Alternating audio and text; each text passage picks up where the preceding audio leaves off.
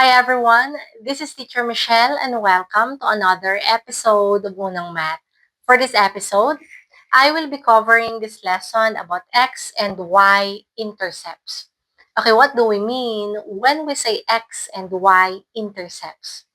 In our previous episode, we already studied translation of linear functions. And we said that, let's say for example, we have this graph. Okay, let's say this is the graph of y is equal to negative 2x. Translation means moving this graph vertically depending on the value of b. Okay, if the value of b is a positive number, let's say positive 3. Since this is positive 3, we are going to move 3 units going up. So the graph looks like this. So this is the graph of y is equal to negative 2x and the value of b is 3. So plus 3. Okay, how about if the value of b is a negative number? Let's say b is negative 3. Okay, since this is negative 3, move 3 units going down. So the graph looks like this. So this is the graph of this function y is equal to negative 2x and b is negative 3. So minus 3. Okay, in relation to these graphs, what is then x-intercept and y-intercept? When we say x-intercept, this is the point where the graph crosses the x-axis. And it occurs or it happens when y is equal to 0. Okay, take a look at the graph of this function y is equal to negative 2x minus 3. Okay, where is the point where this graph crosses the x-axis? Okay, if we are going to take a look properly, this is the point where the graph crosses the x-axis. If we will get the coordinates of this point, obviously, y is equal to 0. Okay, what about the x coordinate? To find the x-coordinate, we will just substitute the value of y in this function. Since y is 0, so this is 0. So we have here 2x is equal to negative 3. To find the value of x, divide both sides by 2.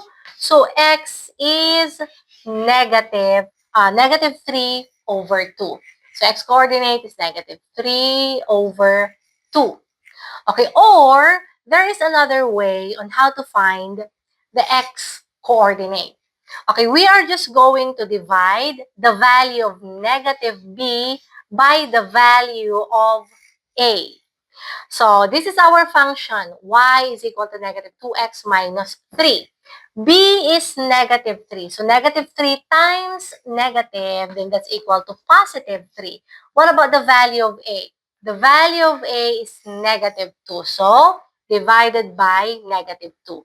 3 divided by negative 2 is just equal or just the same if we will write as negative 3 over 2. So, x-coordinates negative 3 over 2. Okay, now, what about y-intercept? When we say y-intercept, this is the point where the graph crosses the y-axis. And it occurs or it happens when x is equal to 0.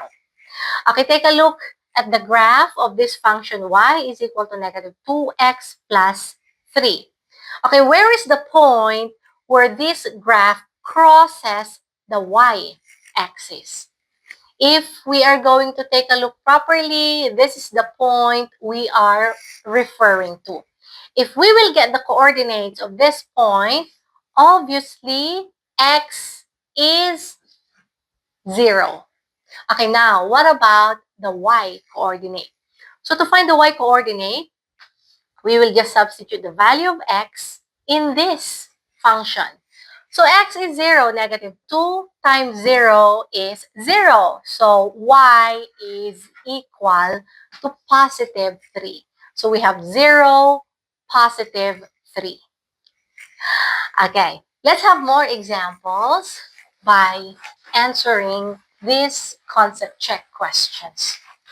Okay, we are going to find the x and y-intercepts of the graph of the following linear function. Okay, let's have this first linear function y is equal to x plus 5. So we are looking for the x-intercept and y-intercept. So for y-intercept, we are just going to get this number, positive 5. So that's our y-intercept.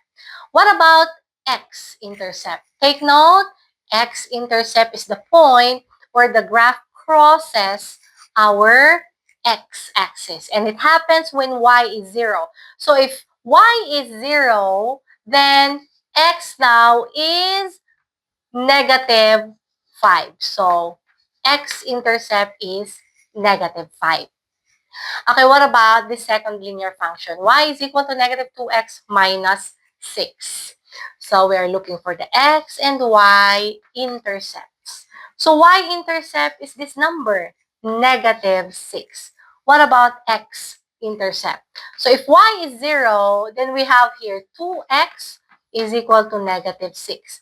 To find x, divide both sides by 2. So x would be negative 6 divided by 2 is negative 3.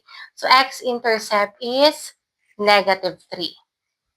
Okay, moving on to number 3, we have here y is equal to 3 over 2x plus 9. So what will be our x-intercept? Y-intercept.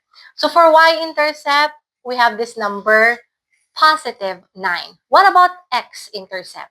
So if y is 0, then this is now negative 3 over 2x is equal to 9. To find x, then we divide both sides by negative 3 over 2.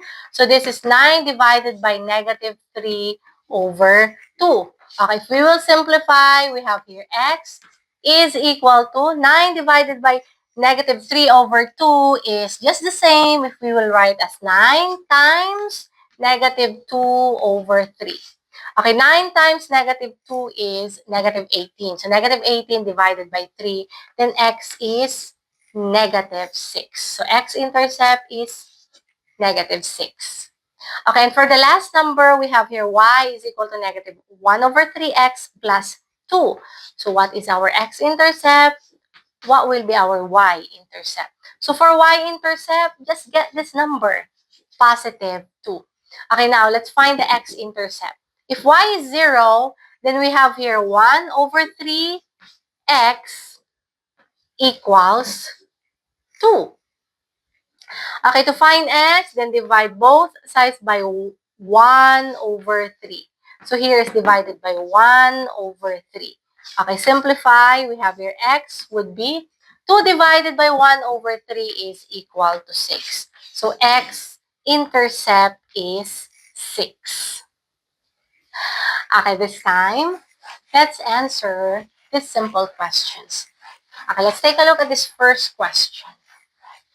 In the graph of this linear function, y is equal to negative 1 over 4a plus 1 half, let a be the x-intercept and b be the y-intercept. So what will be the value of 4ab?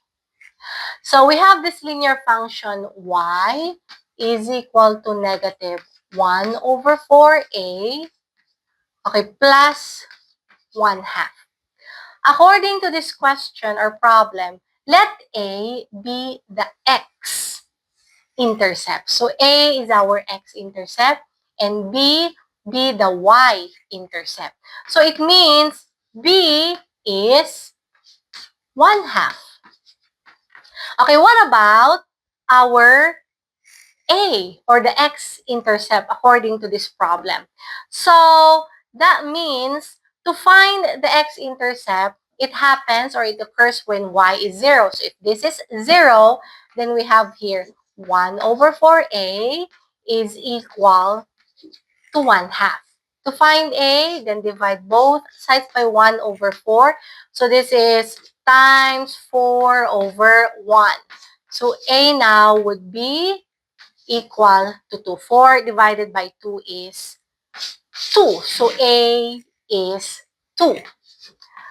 Okay, now, what will be the value of 4?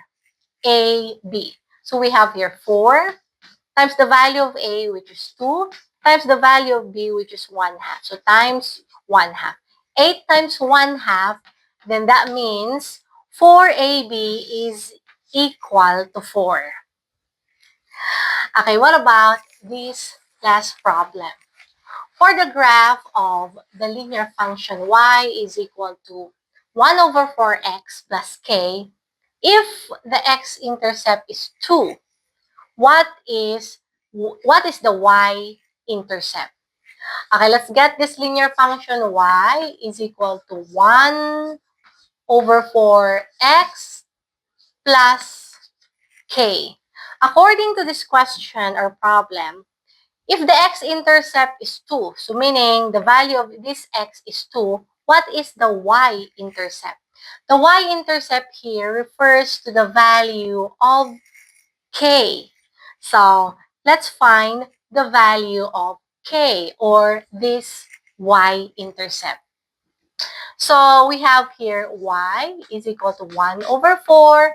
X is 2. So, times 2, this is plus k. So, y is equal to 1 half plus k. Okay, now, since we're looking for the y-intercept, it happens when x is equal to 0. So, if this is 0, then this is equal to 1 half plus k. So, that means negative 1 half is equal to k. So, what will be the value of k or our y-intercept? K now is negative 1 half.